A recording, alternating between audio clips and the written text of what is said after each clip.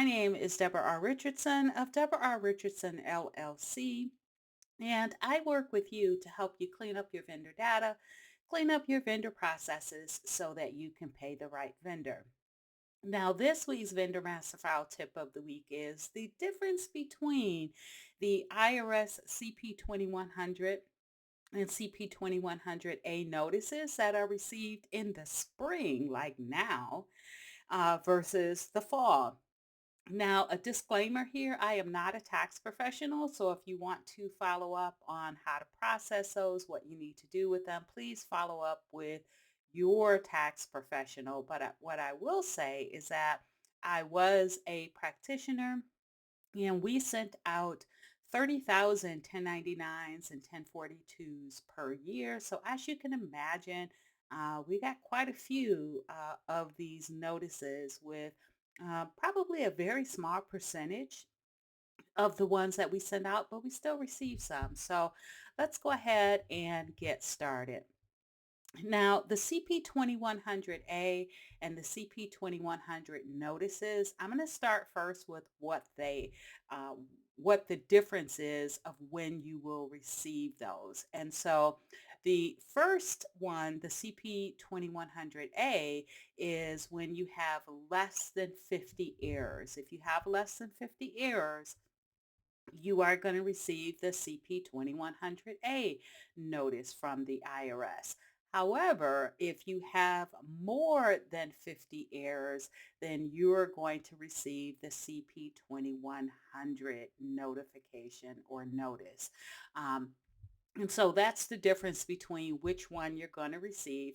But the reason that you will receive either one in the first place is because of one of three errors that occurred when you did your filing for the tax year, your 1099 filing for the tax year. And so what that includes are those three errors are the first one is the name and the 10 mismatch. So you did have the vendor's legal name and the tax ID on the filing. However, they did not match. Or you only had for those records that included, you only had the legal name, you didn't have the missing 10. And I will tell you, this is most likely the reason, if I can remember correctly, that we received those CP2100 A or CP2100 notices is because the 10s were missing. And even though we did both a bulk upload and we require a bulk upload of the tax ID, legal name match against IRS 10 records, and we also required the IRS W-9 at setup. We inherited, or I inherited that vendor master file, and not all the vendors had tax IDs, and so we would follow up with them, but invariably at the end of the year or the following month, that January, we had to send those 1099s, those forms, and we had to file them with the IRS without a tax ID.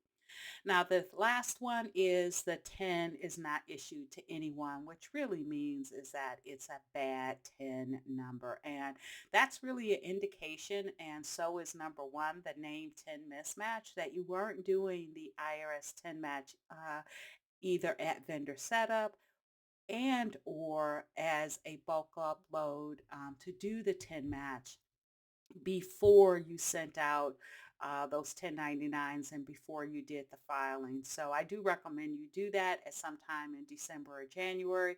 So when you send out those 1099s and when you send or file with the IRS, you have already verified that the information matches.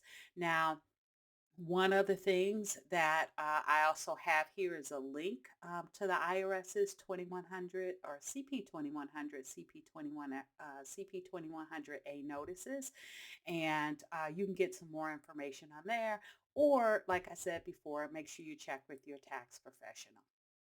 Now, spring versus fall. So what is the difference? So I got my two little pictures here, the pumpkin for the fall and the flowers for the spring. So the fall, Those forms, those are based on the forms that you file by the due date, January, February, March, depending on the type of form you filed. And so you have filed those in that current tax year for the previous tax year. So you're getting those around September, October for everything that you did in January through March. Now in the spring, that following spring, you're going to get all the leftovers. So it's that same tax period.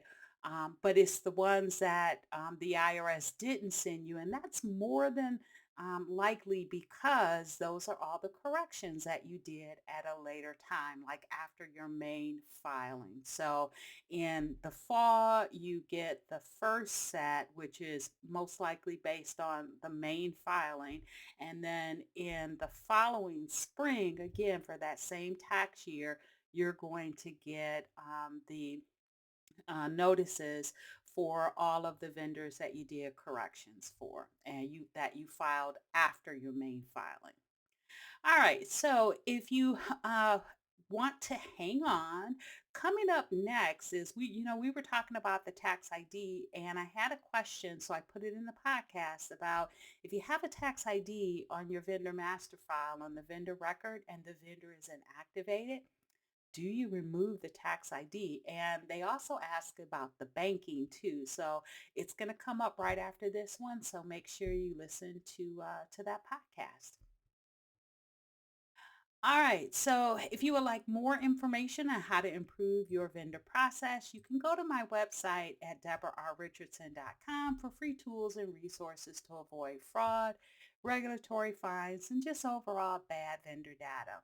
Now, if you would like over 149 hours of annual training for your vendor team, check out the Vendor Process Training Center at training.deborarrichardson.com. Now, this will be, all the links I talk about will be in the description, including that one for the IRS.